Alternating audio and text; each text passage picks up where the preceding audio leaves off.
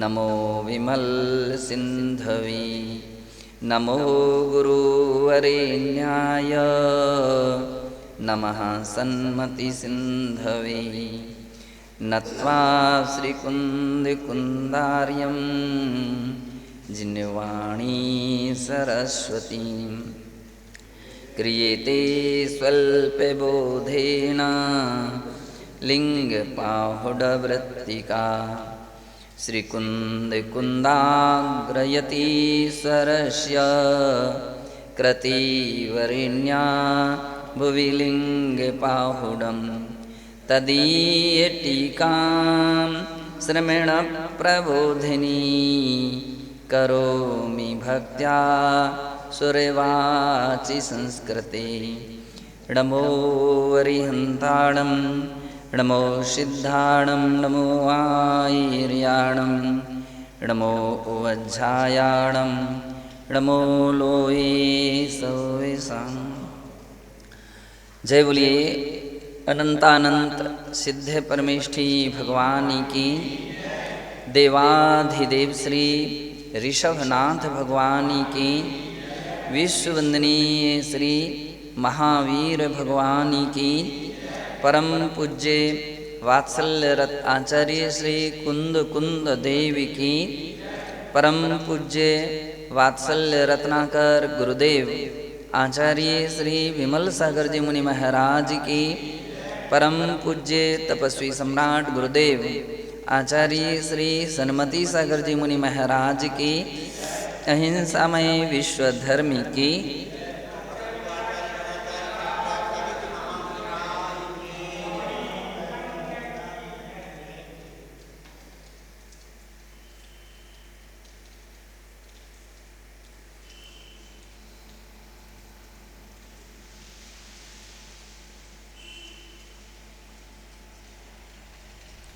श्रमण प्रबोधिनी ग्रंथ की 7वें नंबर की गाथा की टीका चल रही है और यहाँ प्रकरण लेस्या का चल रहा है। कृष्ण लेस्या के स्वरूप को, लक्षण को अपन सब सभी ने कल देखा था कि कृष्ण लेस्या किस प्रकार से प्राणी के लिए हानिकारक होती है। इसी प्रकार से नील लेस्या का वर्णन प्रारंभ हो रहा है। कहते हैं अत्यधिक निद्रालुता। नील लेस्या के लक्षणों में अत्यधिक निद्रालुता, अत्यधिक नींद लेना। कतिपय लोग रहते हैं जब देखो तब सोते रहते हैं, जहाँ देखो वहाँ उनको झोंका आने लगता है, नींद आने लगती है। तो इस प्रकार की अत्यधिक निद्रालु होना, मनुष्य भी होते हैं और पशु भी होते हैं। यहाँ कोई कुत्ता है जब देखो सोती रही। तो कह रहे हैं कि ऐसी किस्म के मनुष्य जो सर्वाधिक मात्रा में नींद लेते हैं, यानी नींद लेना भी एक ज़्यादा नींद नील लेस्या का लक्षण है। कहते हैं सामान्य तौर पर यहाँ पर उम्र से भी ध्यान में रखना चाहिए। एक छोटे बच्चे होते हैं तो बोले छोटे बच्चे जो होते हैं वे आम तौर पर 20 से 22 घंटे सोते हैं, 2 से 4 घंटे जगते हैं। लेकिन इसका मतलब नहीं कि उनकी नील लेस्या है। ये कुछ उम्र का भी असर और प्रभाव रहता है। बोले उससे भी कुछ आगे व्यक्ति बढ़ते हैं तो फिर वे 16 से 20 घंटे जो बचपना रहता है, शैशव अवस्था रहती है, तो शैशव अवस्था में इतनी स्थिति रहती है। बाल्य अवस्था में फिर 14 घंटे व्यक्ति सोता है, 10 घंटे जगता है। और फिर धीरे उम्र आती है युवा अवस्था में, बतलाते 6 घंटे व्यक्ति सोता है, 18 घंटे जागता है। और भी जब उम्र ज़्यादा बढ़ती है तो व्यक्ति वृद्ध अवस्था में लगभग उसी सिस्टम में आ जाता है। 22 घंटे जगता है, 2 घंटे सोता है। 22 घंटे जगता है। तो ये सहज स्थिति है। दूसरी बात ये है कि साधना काल में साधक जो रहते हैं, योगी जन रहते हैं, तपस्वी जन रहते हैं, वे चिंतनशील रहते हैं, चिंतनशील रहते हैं। विचारशील व्यक्ति बोलते हैं, दो व्यक्तियों को नींद कम आती है, एक चिंता वाले को और एक चिंतन करने वाले को। जिस गृहस्थ के लिए चिंता बहुत सता रही है, चिंतित है, तो उसको नींद नहीं आती है, कम आती है। दूसरी जो चिंतनशील हैं, ध्यानशील हैं, तो ऐसे चिंतनशील साधुओं के लिए भी नींद कम आती है। शास्त्रों में कहा गया निद्रा जयी योगी जन होते हैं। धन्य है वे योगी कि जो सोते ही नहीं, सोते नहीं, और फिर भी कोई बीमारी नहीं है उनको, कोई रोग नहीं है, ऐसा अनिद्रा नाम का रोग नहीं है, लेकिन चिंतन में, ध्यान में इतने लीन रहते हैं तो उनको नींद नहीं आती है। तो निद्रा जयी होते हैं, वे नींद नहीं लेते हैं।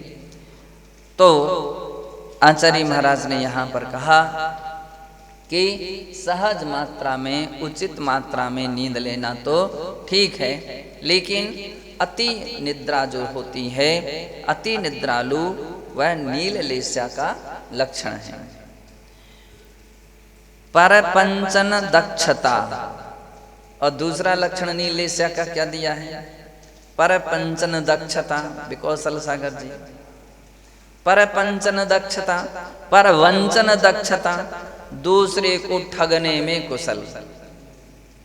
ये परवंचन, दूसरे को वंचन, वंचन यानी ठगना, ठगना यानी धोखा देना। तो इस विषय में कुशल रहते हैं, ठगने में कुशल होते हैं, कैसे अपनी बात रखी जाए इस विषय में कुशल रहते हैं। उनके अंदर का रहस्य उतना अच्छा नहीं रहता है। तो कभी कभी अपन बाजार आदि में देखते हैं तो व्यक्ति एक दूसरे को व्यक्ति ठग लेता है। तो कैसा ठग लेता है? कभी व्यापारी ठग लेता है कि सामग्री नकली थी और असली मूल्य में बेच दी, तो उसने ग्राहक को ठग लिया। तो कभी ग्राहक भी व्यापारी को ठग लेते हैं, ली कुछ और दाम कुछ का कुछ दिया। तो इस प्रकार से जो छल कपट परक जो प्रवृत्ति रहती है वो ठगना कहलाता है, एक दूसरे को धोखा देना कहलाता है। कतिपय जो आत्म विशुद्धि वाले होते हैं तो उनके अंदर में ऐसे भाव नहीं रहते हैं। उनका हृदय और उनका मन पवित्र होता है, उनका हृदय निर्मल होता है। तो जैसा मन अंदर रहते हैं वैसे ही बाहर रहते हैं।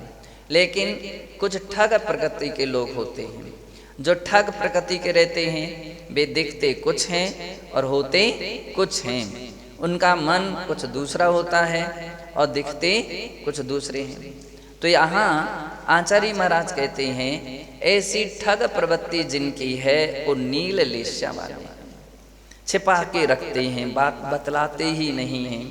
बहुत सारे लोग ऐसे रहते हैं, बात को छिपा करके रखें, बात को छिपा छिपा करके रखोगे, दूसरे के लिए धोखा की दृष्टि में रखोगे तो नील लेस्या मानी जाएगी आपकी।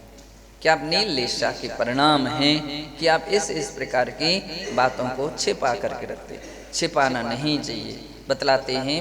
हर बात अपने गुरु से अपन लोग प्रकट करते हैं, आलोचना करते हैं, तो वो शुद्ध हृदय वाला कहा जाता है, साफ हृदय वाला और व्यक्ति पवित्र मन वाला कहा जाता है। जो छिपाता है वो ठीक नहीं।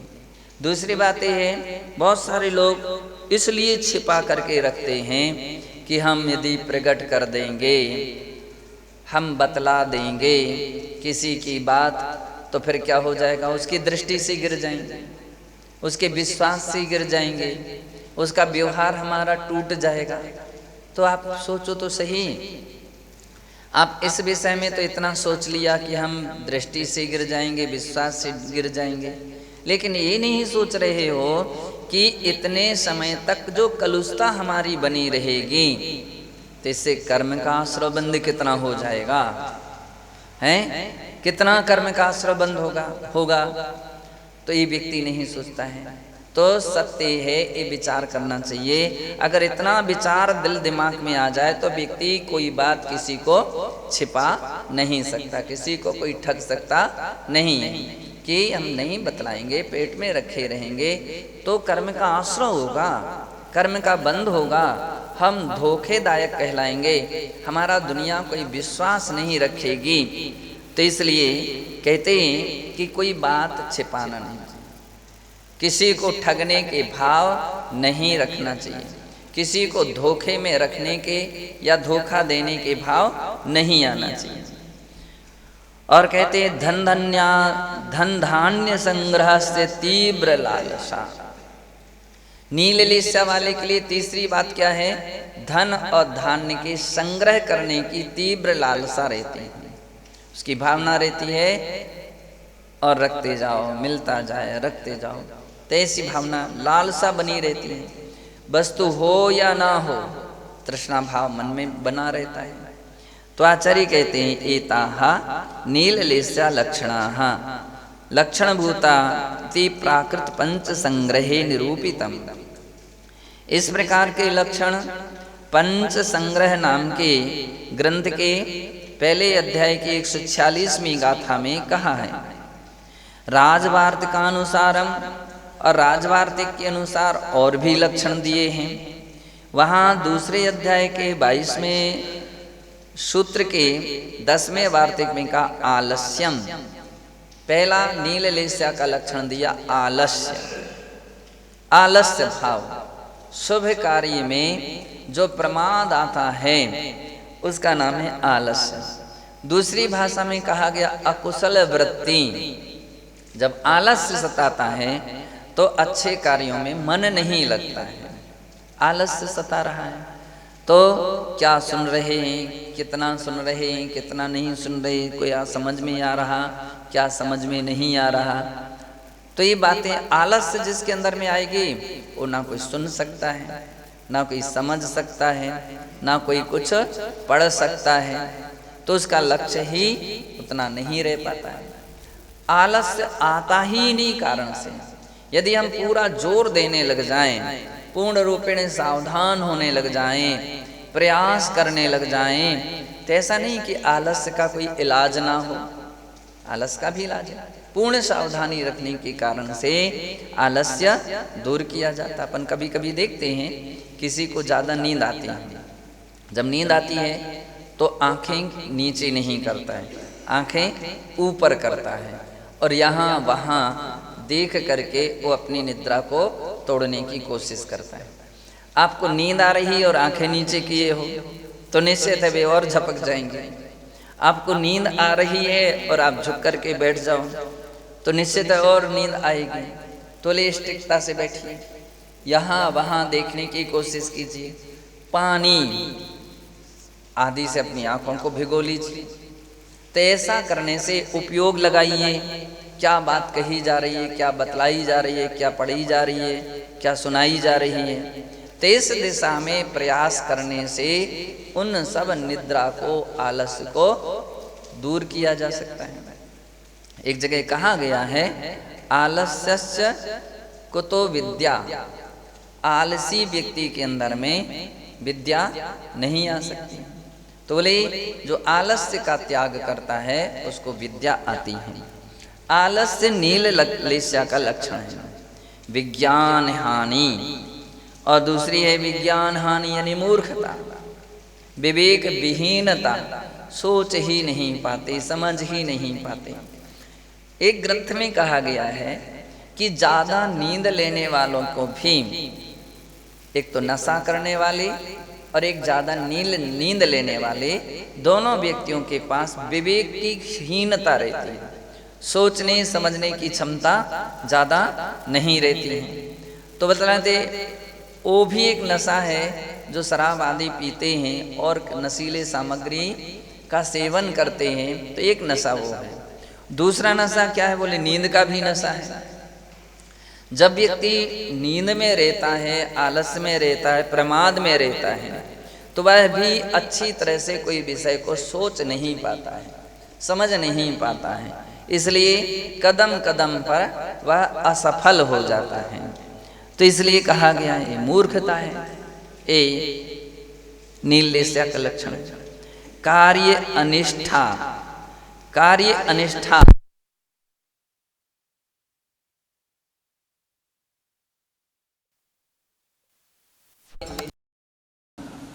उस कार्य में विश्वास नहीं होना, उस कार्य में मन नहीं लगना, तो इसके लिए बोलते हैं कार्य अनिष्ठता, है ना। जब कार्य में मन ही नहीं लग रहा है, श्रद्धा ही नहीं है, विश्वास नहीं है, तो व्यक्ति उस कार्य में सफल नहीं हो सकता। तो एक नीललेस्या का लक्षण दिया है, कार्य अनिष्ठता, अनिष्ठा। जब कार्य निष्ठ होना, अच्छे किस्म के लोग जो रहते हैं वे हर कार्य में विश्वास रखते हैं और ये बतलाते हैं कि कार्य में सफलता किनको मिलती है, जो जिसको कार्य निष्ठा है, वे बड़े से बड़े कार्य को आराम से आसानता से कर लेते हैं। और जिसको निष्ठा नहीं, पहले से ही मन को गिरा लिया है जिसने, ये तो मुझसे हो ही नहीं सकता है, ये मैं कर ही नहीं सकता हूँ, पहाड़ पर चढ़ ही नहीं सकता हूँ, ये गाथा याद होती ही नहीं है, तो मुझे पढ़ना ही नहीं आता है। तो जिसने ये पहले से अपनी उत्साह शक्ति को छीन कर दिया है, तो अब वो व्यक्ति निश्चित असफल ही रहेगा, उस दिशा में सफल नहीं हो सकता। और जिसने निष्ठा बनाई नहीं, क्यों नहीं याद हो सकता, मैं भी कोशिश करूँगा, याद हो सकता है, मैं भी पढ़ने की कोशिश करूँगा, मुझे पढ़ना बनेगा, मुझसे क्यों नहीं बनेगा।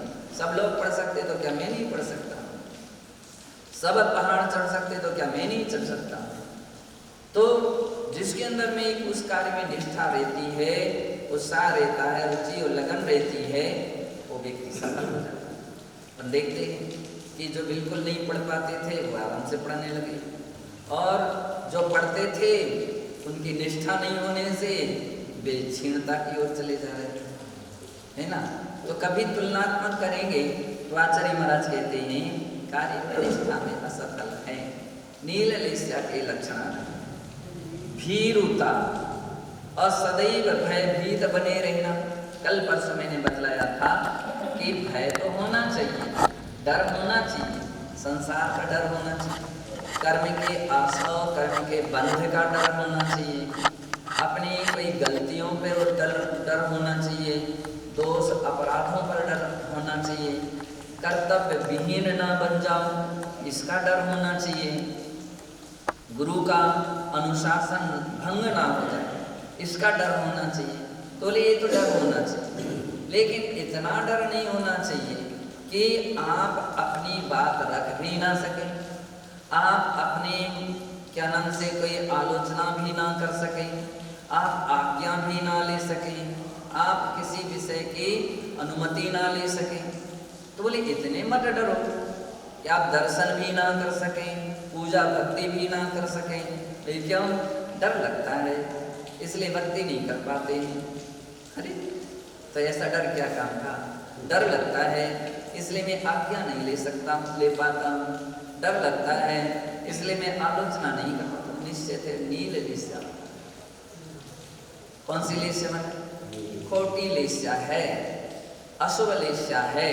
नीललेस्या वाला व्यक्ति इस प्रकार की सम्यक कार्यों में प्रगति नहीं कर पाता। आपको इस बात का तो डर लग रहा है कहीं डांट ना लग जाए, कहीं प्रायश्चित ना मिल जाए, दंड ना मिल जाए, इस बात का डर लग रहा है। लेकिन इस बात का भी तो डर लगना चाहिए कि हम आलोचना नहीं करेंगे तो कर्म का बंधन भी तो बढ़ेगा, आश्रम भी तो होगा, और हम आज्ञा नहीं लेंगे तो निश्चित है मुझे दंड मिलेगा, अनुशासन का पालन नहीं करेंगे तो उससे बड़ा दंड मिलेगा, कर्तव्य का पालन नहीं करेंगे तो भी बड़ा दंड मिलेगा। इस विषय में भी सोचना चाहिए। और जो आचार्य गण होते हैं, गुरु जो होते हैं, वह इन बातों का विशेष ध्यान रखते हैं, बतलाते हैं कि ऐसे व्यक्ति को कठोर दंड देते हैं ताकि उसका डर छूट जाए। तो नहीं आलोचना की चलो देना था, एक रस का त्याग दे दिया, नीरस, ये तुमने प्रमाद किया, ये तुमने बिना अनुमति के काम किया है, तुमको डर होना चाहिए। अब उसको लगने लगा कि अरे बोलना अच्छा है, आज्ञा लेना अच्छी बात है, अनुमति लेना अच्छी बात, नहीं लेते हैं तो उससे ज़्यादा दंड मिलता है। तो ऐसा विवेक, ऐसा विचार ज्ञानी पुरुष के अंदर में आता है, अज्ञानी के अंदर नहीं आता। भीर होता सदैव भयभीत रहना एक पुरुष। विषयातिग्रंथि, विषय में अतिग्रंथि, जिन विषयों में, जिन वस्तुओं में आपको रुचिकर थी, ऐसी वस्तु रुचिकर थी। सामान्य तौर पर जैसे अपन समझ लीजिए आहार है, आहार में आपके लिए हो सकता है कोई सामग्री रुचिकर है आ गई और सामान्य रूप में ले लेना कोई ज़्यादा दोष नहीं। लेकिन कतिपय लोग इतनी जल्दबाजी करते हैं, इतनी खटपट सफाई कर देते हैं कि उनकी झलकती है उनकी स्थिति। कभी कभी गांव देहात की पंगत वगैरह देखें तो ऐसे लोगों को भी खाते पीते देखा कि कल्पना करो किसी को गुलाब जामुन बहुत अच्छे लगते हैं, तो गुलाब जामुन अच्छे लगते आप खा लो, कोई दिक्कत नहीं, लेकिन जल्दी से जल्दी खा लेना ताकि दूसरी बार भी हमको मिल जाएं। इतनी जल्दी उसने क्या गटक सीधे सीधे चबा भी नहीं पाता, देख ना ले, कोई मुंह बंद करके, कोई ऐसा करके, तीसरी बार दिए सो फिर, चौथी बार दिए सो फिर। अरे भैया तुम लोग तो खाओ, आराम से खाओ, तब ये तुम्हारे कुछ काम के।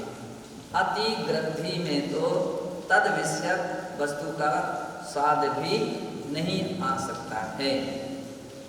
तो जो अति ग्रंथि वाले जो लोग होते हैं वे इस प्रकार की सामग्रियां का प्रयोग करते हैं या इस प्रकार की प्रवृत्ति करते हैं, जिसके लिए आचार्य कहते हैं वो नील लेश्य वाला, नील लेश्य। और कह रहे हैं कि माया, छल कपट करना, छल मन में रखना, छल कपट रखना भी नील लेश्य का लक्षण है। तृष्णा, तृष्णा भाव, ये भी नील लेश्य का लक्षण है। अभिमानम, अभिमान करना, वंचन प्रकृति, कोई शब्द में बदलना, ठगना दूसरे को, तो वंचन प्रकृति। अनृत भाषण, झूठ बोलना। चपलता, चंचलता। अब बहुत सारे लोग बोलते हैं हाँ ये प्रकृति है। अरे भैया प्रकृति तो गरिमा भी तो रखो, आप अपने पद की मर्यादा रखो, तो उतना तो प्रमोद उचित है जितना कि सीमित है, सीमा के अंतर्गत है। लेकिन ज़्यादा चंचलता झलकती है, ज़्यादा चपलता झलकती है, तो वह नील लेश्य का लक्षण है। कोई भी व्यक्ति आ गया उसी को देखने लगे, बार बार उसी पर देखते रहे, स्वाध्याय चल रहा है, आपकी सामायिक चल रही है, आपका प्रतिक्रमण चल रहा है, उस ओर ध्यान ही नहीं है ना। तो इसका मतलब आपने धर्म की कीमत कम की है और अधर्म, उससे तो कोई धर्म था नहीं, तो उसकी कीमत ज़्यादा कर ली है। तो आचार्य कहते हैं कि इस प्रकार की जो प्रकृति होती है वह नील लेश्य का लक्षण है। अति लुब्धता, अति लोभ, ये भी नील लेश्य का लक्षण है। इत्यादिकानि नील लेश्य लक्षणानि भवन्ति, ऐसा राजवार्तिका ग्रंथ में नील लेश्य का लक्षण कहा है। प्राकृत पंच संग्रह अनुसार, प्राकृत पंच संग्रह ग्रंथ के अनुसार पहली अध्याय के 47वीं 48वीं गाथा में और भी लक्षण कहे गए। वहाँ कहा है या परम प्रतिरुष्यति, जो जब दूसरों के प्रति जब देखो तब रोष करता रहता है, क्रोध करता रहता है। अन्येषां निंदां करोति, दूसरों की निंदा करता है। द्वेष भाव करता है। शोक, और शोकाकुलित रहता है। इष्ट के वियोग में जब भी देखो तब भी शोकाकुलित। भय बहुलोस्ति, जिसमें द्वेष बहुलता, शोक बहुलता और भय बहुलता होती है, वो भी नील लेश्य का लक्षण नहीं। ये अब कापोतलेशा के लक्षण चल रहे हैं। ये सब क्या है? कापोतलेशा के लक्षण हैं। सदैव सदैव रुष्ट बने रहना और दूसरों की निंदा करना, द्वेष, शोक और भय की बहुलता रखना, ईर्षा, लोभ और ईर्षा रखना। ईर्षा भी एक कापोतलेशा का लक्षण दिया है। ईर्षा आमतौर पर दूसरे की उन्नति, दूसरे का विकास, दूसरे की प्रशंसा, दूसरे की प्रतिष्ठा देख करके व्यक्ति अंदर अंदर में ईर्षालु जो होते वो जलते हैं, उनको जलन होती है तो जलते हैं। और जब व्यक्ति इस प्रकार की ईर्षा के कारण जलन उत्पन्न करता है तो वह किसी ना किसी प्रकार से कोशिश करता है कि सामने वाला गिरे। कैसे गिरे?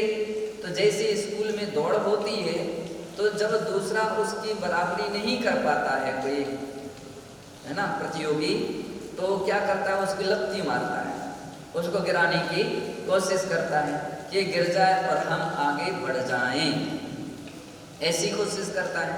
तो कहते हैं ईर्षा है कि आप दूसरे को गिरा करके अपनी प्रशंसा पाना चाहते हो, अपनी प्रतिष्ठा पाना चाहते हो, अपनी ख्याति पाना चाहते हो। तो आचार्य महाराज कह रहे हैं पहली बात तो आप ये सोच लो कि आप ख्याति हो पाए या ना हो पाए, कापोतलेशा वाले हो। और कापोतलेशा अशुभ कर्म का आश्रय बंद कराती है। कभी ऐसा नहीं होना चाहिए। अपनी प्रशंसा प्रतिष्ठा के लिए दूसरे के लिए निंदा करना, दूसरे की बुराई करना, दूसरे का तिरस्कार करना, दूसरे को बदनामी करने के प्रयास करना बतलाते ईर्षालु व्यक्ति जब ईर्षा में आ जाता है तो ऐसा व्यक्ति कुछ भी करने के लिए तैयार है, कुछ भी असमंजस अनुचित कार्य करने के लिए भी तैयार हो जाता है। आचार्य महाराज ने कापोतलेशा के उदय में ऐसे व्यक्ति के परिणाम होते हैं और भरसक ऐसे कोई ना कोई प्रयास करता है। और पीतलेशा वाले, परमलेशा वाले, शुक्ललेशा वालों के परिणाम दूसरे होते हैं। वो ये सोचता है कि हम क्यों किसी के विषय में बुरा सोचें, क्यों बुरा सोचें, क्यों हम बुरा देखें, क्यों हम बुरा सुने। ऐसी शुभलेशा वाले प्राणियों के भाव होते हैं। अगर कोई बुरा है और हमको दिख रहा है तो हम उसको भला करने की कोशिश करें। हमको किसी की बात बुरी सुनने में आ रही है तो हमारा प्रयास रहे हम उसको सुन करके उसका स्थितीकरण करें, उसका भला करें। ऐसी शुभलेशा वालों के भाव होते हैं। और किसी का भला कर सके, ना कर सके, हो सके या ना हो सके, तो कम से कम हम यह सोच लें कि उसका कर्म हो जाने, हम तो अपने आप को बचा लें। दूसरा बुरा है और तुम उसकी बुराई करने लग जाओ तो कहते हैं बुरा से बड़ा बुरा कौन है?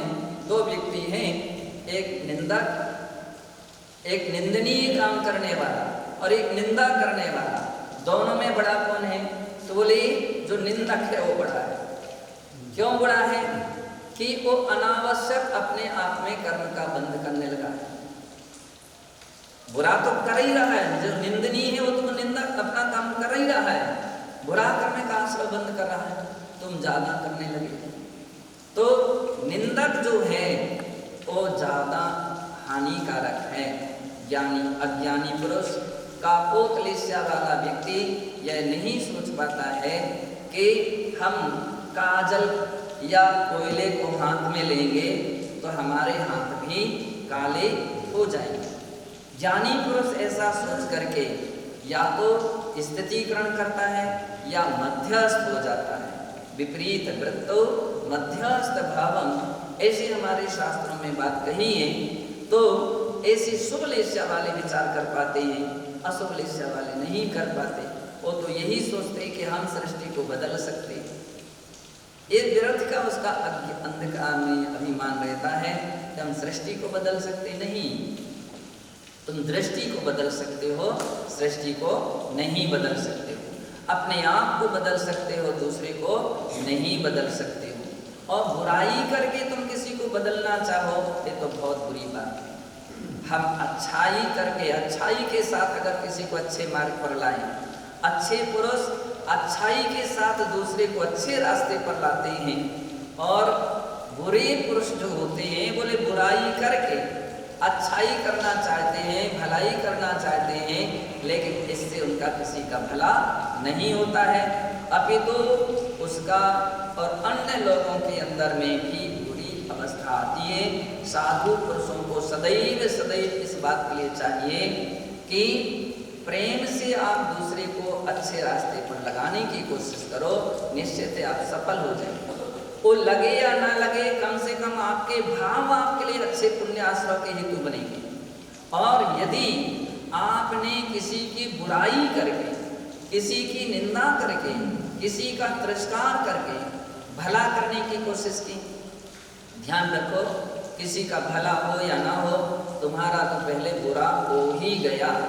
आपके मन में बुरे विचार आए, आपके मन में गलत भाव आए हैं, तो आपका तो नियम से बुरा हो ही गया है। इसलिए एक विवेक अपने अंदर में रखना चाहिए। कापोक्लेशा के उदय में विविधि विवेक शून्य हो जाता है, और यदवा तद्वा जो आता है वो बोलने की कोशिश करता है, ऐसे काम करने की कोशिश करता है। आचार्य महाराज कहते हैं ये कापोक्लेशा है। तो ईर्षा कापोक्लेशा का परपरिभावरता, और कह रहे हैं कि अगला लक्षण क्या दिया है कि पराभव, दूसरों का पराभव, यहाँ पर सुधार करना चाहिए, पराभवरता, दूसरे का पराभव करने की कोशिश करना, दूसरे के गिराने की कोशिश करना, दूसरे की बुराई करने की कोशिश करना। और आत्म प्रशंसकश्च, दूसरे को गिराने का अर्थ ही है कि अपनी प्रशंसा पाने के लिए व्यक्ति ऐसा करता है। आज का समय एक ऐसा हो गया है कि स्वयं हाईलाइट होने के लिए वो दूसरे के लिए गिराने की कोशिश करता है। ये ऐसा है तो बतलाना चाहता मैं ऐसा नहीं हूँ, लेकिन ये नहीं मालूम उसको कि हम एक उंगली उसके लिए उठा रहे हैं कि वो ऐसा है तो वो एक गुना ऐसा है, तो तुम कितने गुने हो? 3 उंगली तुम्हारी ओर जा रही हैं, तुम 3 गुने ऐसे हो। इस ओर भी देखें तो व्यक्ति की नील लिशा छूट सकती है, नहीं देखता है तो कहते कापोक्लेशा वाला। या परान विश्वसति या स्तुति प्रिया, कह रहे हैं जो दूसरों पर विश्वास नहीं करता। बहुत सारे लोग ऐसे भी हैं विश्वास ही नहीं, कहीं ना कहीं तो विश्वास करना ही पड़ेगा, किसी ना किसी पर तो विश्वास करना ही पड़ेगा। हर वस्तु में, हर व्यक्ति में, हर बात में विश्वास नहीं, वो ऐसे हैं, उनका प्रति ऐसा है, पता नहीं कौन कैसे है। तो एक बतलाते हैं कि ऐसा व्यक्ति कापोक्लेशा वाला हो सकता और कम दिमाग वाला भी हो सकता। एक व्यक्ति एक बार आया तो उसको बड़ा भ्रम था, किसी के यहाँ भोजन करने या कहीं भोजन करने बैठे तो उसको लगने लगा अरे कहीं कुछ मिला तो नहीं, कुछ डाल तो नहीं दिया, कुछ मिला तो नहीं। अब वो इस भ्रम और भ्रांति के कारण भोजन भी नहीं कर पा रहा, तो उसको समझाया गया कि तुम ऐसा ही भ्रम करते रहोगे, ऐसा ही भ्रांति करते रहोगे दूसरों पर, तो खाली पेट कौन रहेगा? तुम ही रहो, भूखे तुम ही रह रहे हो। विश्वास रखो कि नहीं, कुछ नहीं मिला है, किसी ने कुछ नहीं ऐसा गलत किया है, तो उसके विश्वास रखोगे तो आप निर्भ्रांत हो जाएंगे, दूसरा भी स्वस्थ रहेगा, आप भी स्वस्थ रहेंगे। तो विश्वास भी अपने लिए करना चाहिए। कापोक्लेशा वाला व्यक्ति किसी पर विश्वास नहीं करता है। और कहते हैं या स्तुति प्रिया, कुछ चापलूसी किस्म के लोग रहते हैं, गंगा गए गंगादास, जमुना गए जमुनादास, इनके सामने बैठे सो इन जैसी करने लगे और उनके सामने बैठे सो उन जैसी कहने लगे। कहते हैं दोई पली तो देर दर तेल, तुम नाचो हम देखें खेल। ऐसी एक किंवदंती आती है, ऐसा कभी नहीं होना चाहिए। जो ज़्यादा प्रशंसा के इच्छुक रहते हैं, ज़्यादा सम्मान के इच्छुक होते हैं, या लोभ लालच के इच्छुक होते हैं, वे दोनों तरफ भले बनना चाहते हैं। इस तरफ भी हम भले बने रहें, इस तरफ भी भले बने रहें, तो नहीं, ऐसा नहीं करना। अपने लिए चाहिए हम धर्म की साधना के पथ पर हैं, धर्म मार्ग पर चल रहे हैं। धर्म मार्ग पर जो चलेगा, कर्तव्य पथ पर चलेगा, हम उसके साथ है ना। और जो धर्म मार्ग पर नहीं चलेगा, कर्तव्य का पालन नहीं करेगा, अपनी चर्या का पालन नहीं करेगा, तो हम कोशिश करेंगे उसको समझाने की, उसको सही रास्ते पर लगाने की। लग गया तो बहुत खुशी की बात है, और नहीं लगा तो हम लोग दूर हो जाएंगे, मध्यस्थ हो जाएंगे। तो इस प्रकार की विचार करता है। लेकिन कापुरुष वाला केवल स्तुति प्रिय, केवल प्रशंसा प्रशंसा करता है। यश चरणे मरणेक्षुका, और कुछ ऐसे भी लोग कि रण में मर जाऊंगा, ज़्यादा समस्या बन गई, ज़्यादा आपत्ति बन गई तो मैं मर जाऊंगा, मैं ऐसा कर लूँगा, मैं ऐसा कर लूँगा। यदि हमारे हिसाब से काम नहीं हुआ तो मैं ऐसे ऐसे काम करूँगा। तो आचार्य कहते हैं आप करो या ना करो, उस क्षण में तो आपकी कापोतलेस्या है, और कापोतलेस्या जन्य जो कर्म का आश्रय बंध है तुम उस समय कर ही रहे हो। तो जो संग्राम में मरने की इच्छा करता है, तो आचार्य कहते हैं अब संग्राम से अर्थ यहाँ केवल एक देश शब्द लेना। संग्राम का अर्थ है कहीं भी आपत्ति विपत्ति से घबरा करके व्यक्ति ऐसी गलत भावना लाने लग जाए, तो आचार्य कहते हैं वो कापोतलेस्या वाला है। दूसरी बात ये है मरे या ना मरे, मरने के भाव आ गए तो हिंसा, उसने अपने आप की तो हिंसा कर ही ली। आत्मघाती महापापी, तो बोले महापाप व्यक्ति कमा रहा है, तो ऐसे भाव अपने मन में नहीं आना चाहिए। तो कहा स्तुति करते कर्तव्या कर्तव्यम अविचार्यम धन धनादि वितर्को यास्ति सा कापोतलेस्या। और कह रहे हैं कि जो स्तुति करने वालों को बिना विचारे ही धनादि देने लगता है। कुछ लोग ऐसे रहते, किसी की प्रशंसा कर दो, कोई व्यक्ति उसकी प्रशंसा करे, वो वाह उसी के लिए बड़ा खुश हो जाता है, बड़ा प्रसन्न हो जाता है, और अपने कर्तव्यों को भूल जाता है, अपने कर्तव्यों को छोड़ देता है। आचार्य महाराज कहते हैं नहीं, झूठी प्रशंसा भी मुझे नहीं चाहिए। ऐसा भी जिसके पास चिंतन रहता है, झूठी प्रशंसा नहीं चाहिए। झूठी प्रशंसा से फायदा क्या है, लाभ क्या है? यह भी एक प्रकार का दूसरे को धोखा देना है, और अपन चुपचाप बैठ जाएं तो भी अशुभानि का आश्रबंध का कारण। शास्त्रों में उल्लेख मिला कि एक मृदुमती नाम के मुनि महाराज थे। तो बतलाते हैं पहले कोई तपस्वी मुनि महाराज थे, 4 महीने का उन्होंने उपवास किया था। सारे नगर गांव में उनकी तपस्या की बड़ी प्रशंसा हो रही थी कि हमारे नगर में, हमारे गांव में या हमारे पहाड़ पर्वत जंगल में ऐसे ऐसे तपस्वी 4 महीने तक इन्होंने आहार नहीं किया, और ऐसी प्रशंसा हो रही थी।